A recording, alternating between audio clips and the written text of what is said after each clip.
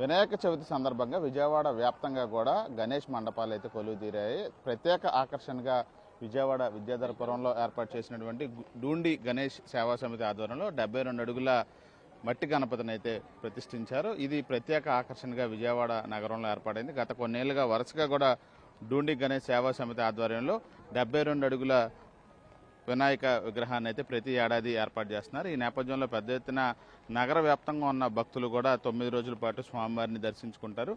ఈ నెల 6వ తారీఖున అంటే సెప్టెంబర్ 6వ తారీఖున సీఎం చంద్రబాబు కూడా ఈ కార్యక్రమానికి స్వామివారిని దర్శించుకోవడానికి అయితే వచ్చే నెల 6వ తారీఖున కూడా రాబోతున్నారు. ఇవాళ ఉదయం నుంచి కూడా వర్షం కారణంగా కొంత ఈ విగ్రహానికి సంబంధించి దర్శనానికి వచ్చే వాళ్ళు భక్తులు అయితే కొంత ఇబ్బందులు పడుతున్నప్పటికీ కూడా పూర్తి స్థాయిలో ఏర్పాట్లను కూడా కమిటీ వాళ్ళు కూడా ప్రస్తుతం అయితే వాళ్ళకి ఇబ్బందులు తలెత్తకుండా ఉండటానికి పూర్తి స్థాయిలో ప్రాంగణం అంతా కూడా నీరు నిలిచిపోవడంతో దాన్ని తొలగించడానికి సంబంధించి ఒకవైపున ఏర్పాట్లు చేస్తానే ఉన్నారు. అయితే ఉదయం నుంచి కూడా ఎడతెరిపి లేకుండా కురుస్తున్న వర్షం కారణంగా అయితే కొంత ఇబ్బందికరమైన వాతావరణం అయితే నెలకొంది. నిర్వాహకులు కూడా ప్రస్తుతం మనతో ఉన్నారు. ఏంటి ఎలాంటి ఏర్పాట్లు చేశారు? ఒకవైపున వర్షం వల్ల కొంత ఇబ్బందికరమైన పరిస్థితి కూడా ఎప్పుడైతే నిన్న రాత్రి వరకు అరేంజ్మెంట్స్ అన్నీ కూడా క్లియర్గా చేయడం జరిగిందండి.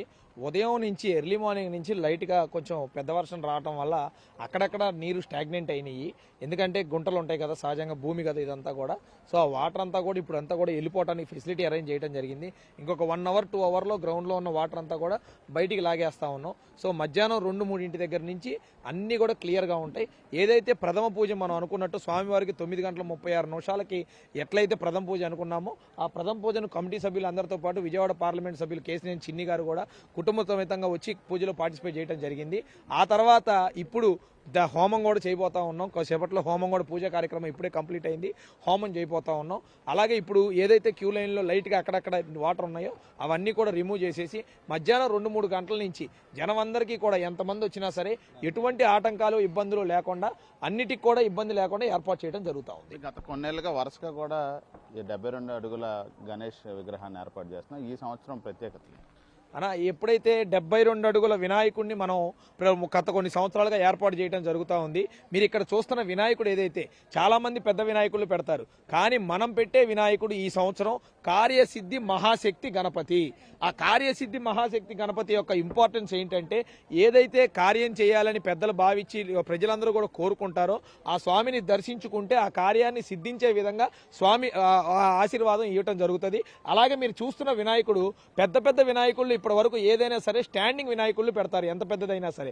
కానీ మీరు 72 అడుగులు మొట్టమొదటిసారి ఇంత పెద్ద 72 అడుగుల మహాగణపతిని కూర్చున్న వినాయకుడిని ఏర్పాటు చేయడం జరిగింది. వినాయకుడితో పాటు పక్కన 20 అడుగుల శివుడు వారిని అలాగే పార్వతీదేవి రూపైన కన్యకా పరమేశ్వరం వారిని కూడా పెట్టి కార్యక్రమాన్ని నిర్వహించడం జరుగుతూ ఉంది. ఎప్పుడు నిమజ్జనం కార్యక్రమం ఎప్పుడు ముఖ్యమంత్రి చంద్రబాబు నాయుడు సందర్శనకు వస్తారనేది కూడా డేట్ ఫిక్స్ అయినట్టు ముఖ్యమంత్రి గారికి మేము ప్రత్యేకంగా ఆహ్వానించడం జరిగింది. ముఖ్యమంత్రి గారు కూడా వారి కార్యాలయం వాళ్ళు టచ్లో ఉన్నారు.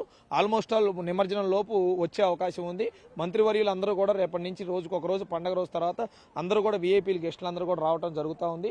ఎవరు వచ్చినా ప్రజలకు ఇబ్బంది లేకుండా, కామన్ పీపుల్కి ఇబ్బంది లేకుండా ఇటు పక్క నుంచి సపరేట్ దారి పెట్టడం జరిగింది. ఇటు వేరే రేటు నుంచి మిగిలిన వీఐపీలందరినీ కూడా మనం దర్శనానికి ఏర్పాటు చేయడం జరుగుతూ ఉంది. మొత్తంగా 72 అడుగుల కార్యసిద్ధి మహాగణపతిని డూండి గణేష్ సేవా సమితి ఆధ్వర్యంలో ఏర్పాటు చేశారు. విజయవాడ నగరంలో ఈ విగ్రహం అనేది ప్రత్యేక ఆకర్షణగా నిలిచింది.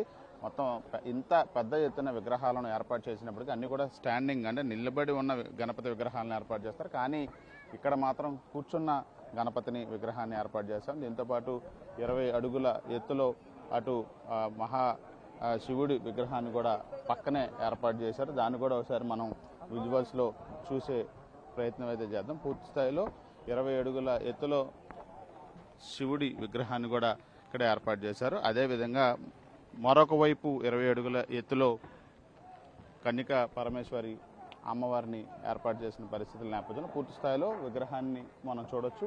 పెద్ద ఎత్తున భారీ గణనాథుడు అయితే విజయవాడ ప్రజలకి దర్శనం ఇవ్వడానికి అయితే ప్రస్తుతం 72 అడుగుల కార్యసిద్ధి మహాగణపతి అయితే కొలువు తీరారు. వర్షం కారణంగా కొంత తొలి రోజే ఇబ్బందికరమైన పరిస్థితి ఉన్నప్పటికీ కూడా మొత్తం ఇబ్బందులు తొలగించడానికి ప్రాంగణంలో నీరు తొలగించడానికి కూడా అన్ని ఏర్పాట్లు చేస్తున్నామని చెప్పి అయితే నిర్వహణ కమిటీ సభ్యులు చెప్తారు. కెమెరా పర్సన్ నానితో శ్రీకాంత్ ఎన్టీవీ విజయవాడ నుంచి.